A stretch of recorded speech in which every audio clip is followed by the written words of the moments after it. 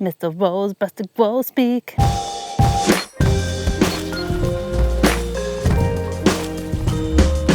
Oh, right. I am doing the cart before the horse, as Sandra likes to say, because we have not poured this concrete pad yet. That is going to be something that we're doing on this renovation of the Meadow House.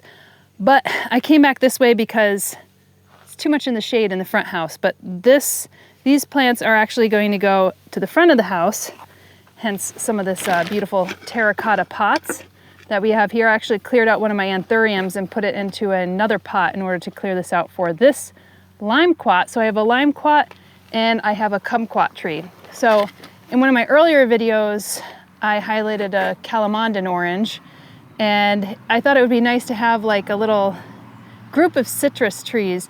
Well, yes, we'll have to kind of bring them indoors because they are not hardy to our zone 5 and 6. But actually the kumquat tree is one of the hardier citruses. So this is native to southern China, I believe. So it goes down to around 15 degrees Fahrenheit. It obviously gets a lot colder here in zone 5, 6. It gets down to negative 20 degrees Fahrenheit. So you do have to bring these in or put them in like a greenhouse, for instance, in order to keep it happy in the winter. So I'm not going to leave these out. I think the cold hardiest citrus that you could grow is the flying dragon tree. And it has some pretty bodacious spines, and it's kind of like this contorted style tree. So you could actually plant that in the ground here, and I think we'll probably get one of those in pots as well. But this one is fairly hardy, and kumquats, they kind of look like a tiny orange that has been squashed. So it's a little bit more ovate. And well, there's some that are a little rounder. It depends on the type of cultivar that you get. But the one that is most common is the Nagami, and it has like a little bit more of an ovate shape. And you can actually eat the rind of these. The rind isn't thick at all. And in fact, some of that like white part of the rind is some of the healthiest part that you could get of the citrus. But it usually has a really sour kind of pungent taste if you're like eating, like for instance, the rind of an orange or the rind of a lemon, for instance. I wouldn't suggest it, but it has some of the best nutrients in that like white part of the rind. So the fact that you could actually eat the rind of the kumquat is pretty cool. And you kind of just pop them in your mouth, and it has this like sweet, citrusy, kind of sour taste to it, but mostly on the sweet side. And then we have the limequat, which is a hybrid between the kumquat and a key lime. And these also are a bit more ovate, kind of a greenish yellow color, a little bit more of like a kind of chartreusey, lemony green color of the fruit.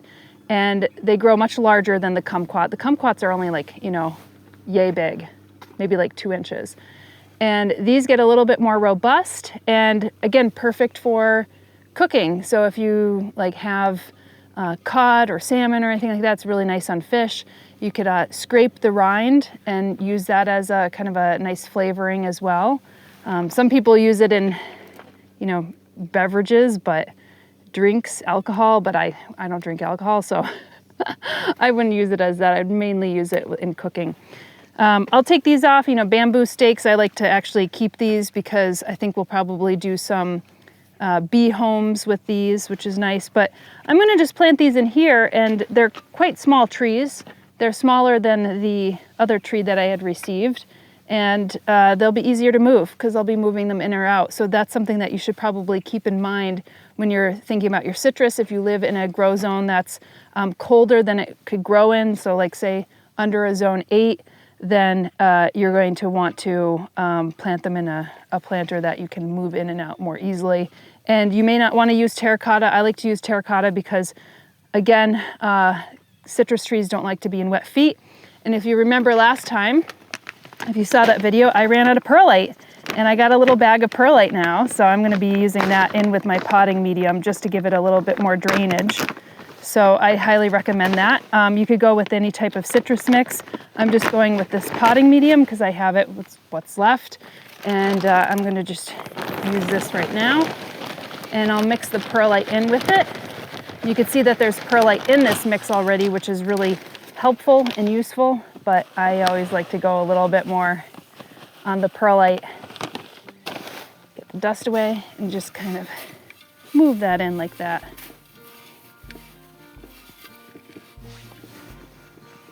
So this guy, I'm gonna go in here, kept this pretty dry. And what's nice about leaving it outside is that it actually gets the rainwater that comes in. I'm gonna just break up some of these roots in here so that it will kind of grow down and not around and choke itself out. But roots are pretty good here. I just broke some, but that's okay. Some of the white roots in here look pretty healthy. This is a little compact over here, so I'm just gonna tease that out. And you can see that these are like little slow release fertilizers right here. So oftentimes, you know, these plants are heavy feeders, and so you want to make sure that it does have fertilizer, but when it's coming from the grower, it will already have quite a bit of fertilizer in it. So I am going to put a little fertilizer in it, but not too much. I don't want to over fertilize it, especially because I'm not planting it in the ground. I am planting it in a planter, as you can see.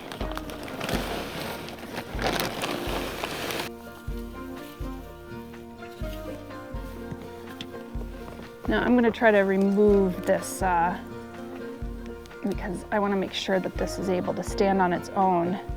One of the trees that I got, which was an olive tree, was looks like the grower tried to grow it a little bit too fast, and it really needed a stake in order to be able to stay up. And that's one of the downsides when you're getting a tree that is quite large. Sometimes the growers will want to grow it really fast. They'll put a lot of fertilizer in it and it'll get all this top growth, but the root didn't put any of the energy into the roots, and then so it'll kind of like just topple over very easily. But this is fine.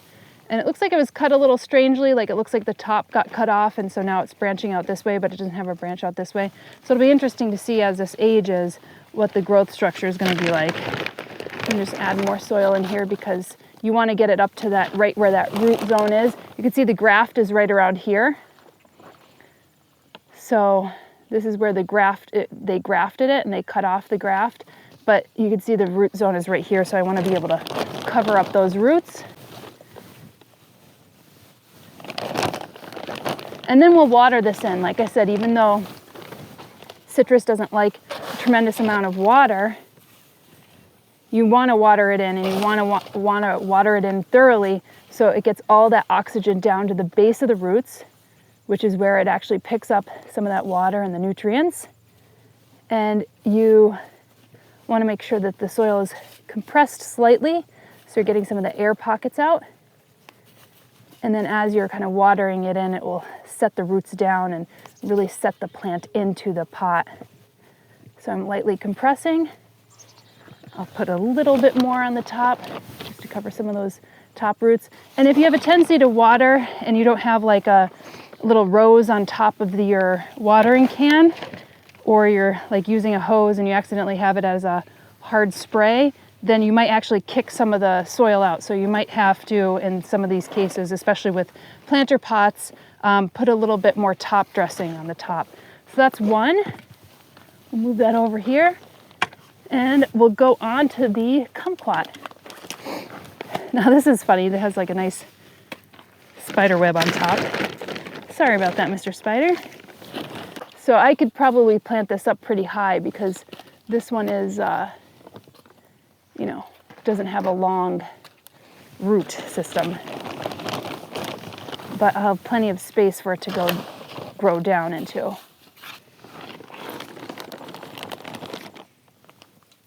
Now I want to mix that perlite in as I'm putting the soil in, and you could actually pre-mix it before. That will be, I'm just kind of doing the easiest way out. But you don't want to do like perlite then soil or perlite and soil and then create these lasagna layers. The roots won't know how to grow through it. It'll be much more difficult for the roots to grow through. So you want the substrate to be as consistent as possible. Okay, I'm just gonna push this down in here, make sure that the roots are in, make sure the plant is straight. That is one thing that I sometimes fail to look at afterwards. Sandra always picks up that the plant is not as straight as it should be. Okay, I'm going to take this out, and I'm just going to put a little bit more on the top because I could already see that there's some roots sticking out. This obviously came in a much smaller as well, so I'll take my gloves off so it's easier to pull these off. This plant came in smaller. As you can see, it's not as big as the calamondin or the limequat that I got. So sometimes it benefits you to get something that's a little bit smaller, especially if you have to take these into your house, or if you have like a small greenhouse area and you don't have a lot of space. Getting them small is not a bad deal. And what's great about with all these plants, the calamondin, the kumquat, the limequat, is that sometimes it doesn't matter what size they are. They actually start producing fruit relatively early. So sometimes within the first year or two. So I probably won't see fruit this year, but maybe next year if we treat these plants right and if they are able to survive the winter inside a house because we don't have that greenhouse. All right, that is great. I'm gonna water these in and then call it a day. We'll put this on the front porch. And as the front porch starts to get done, we'll be able to kind of put these plants on there in some semblance of order. Sandra just built a really beautiful bucket bench for the front of the house. And so even though back in the old days, that was used to bring water, pails of water or buckets of water to the family on the inside so they could use it for cooking or for bathing or anything along those lines, because a lot of people didn't have wells at that time. We're probably going to be using it for kicking off our shoes and displaying plants. So there you go. Planting up a kumquat and a limequat. We'll continue planting throughout the season to dress up the inside and outside area of the former nursery office turned meadow home. So stay tuned here on this channel and on our sister channel, Flock Finger Lakes, for more related updates. In the meantime, if you enjoy these videos, give them a like, subscribe, and hit that notifications button.